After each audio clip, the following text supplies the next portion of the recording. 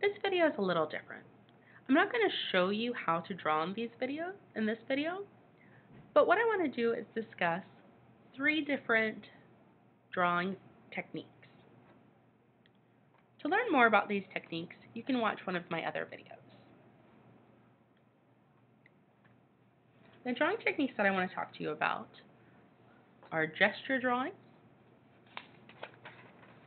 drawing from shapes, and using contour lines. I created these 3 drawings from this reference picture of a ballerina using those different techniques. I want to spend a little bit of time telling you the differences between each and giving you an idea of when I might use these different techniques.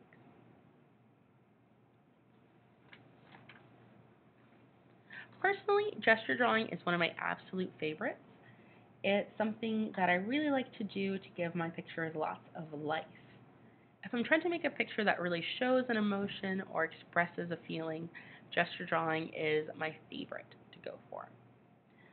I really like gesture drawing because it keeps it very loose, very messy, very flowy. I really get the spirit of the dancer, the lift of her arms, the sway of her legs. Um, and there's just a lot of really great movement starting here. The only drawback to gesture drawing is it's a little uncomfortable for some people because of how messy the sketch is, and it also doesn't really leave you a lot in the way of proportion. My drawing happens to be well proportioned because I've had a lot of practice, but if you're just starting out, it's very easy to make the arms too short or the legs too long or some other craziness. Gesture drawing is something that takes a lot of practice, but it has beautiful results.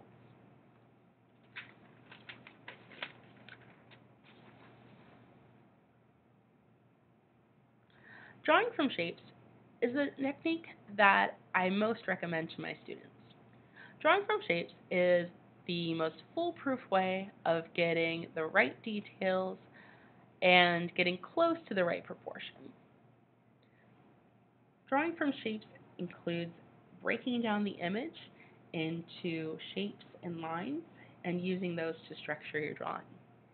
If you look closely, you can see that I use triangles on this arm along with ovals and circles.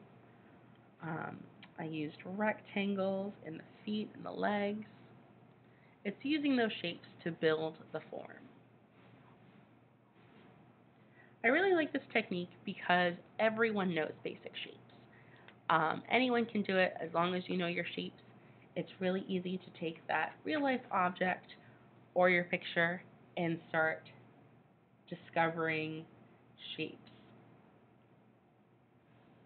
I also really like this style of drawing because it forces you to really study that object and think about the proportion and the size.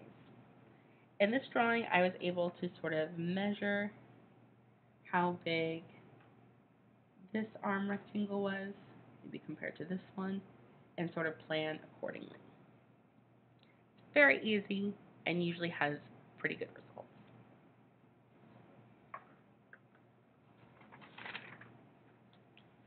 The last technique that I want to talk to you about is contour lines.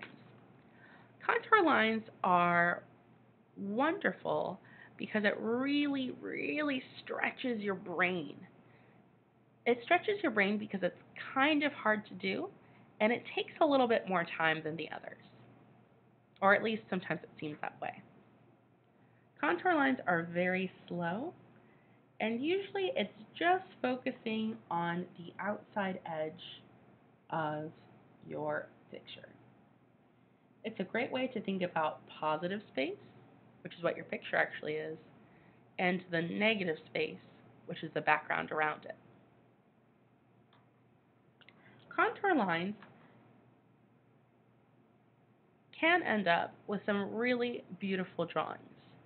This drawing is the most ready to go into a final draft stage because I have very smooth lines, I have lots of details, I have very good proportion. It's a really great drawing. It still needs some work and some adjustments, and you can see I had to kind of move some of my lines over when I went back the second time with my marker. But this is a very strong drawing. Contour lines just take a little bit more time, a little bit more brain power, but the results are beautiful and the learning is incredible. Contour lines are a great way to practice art and drawing.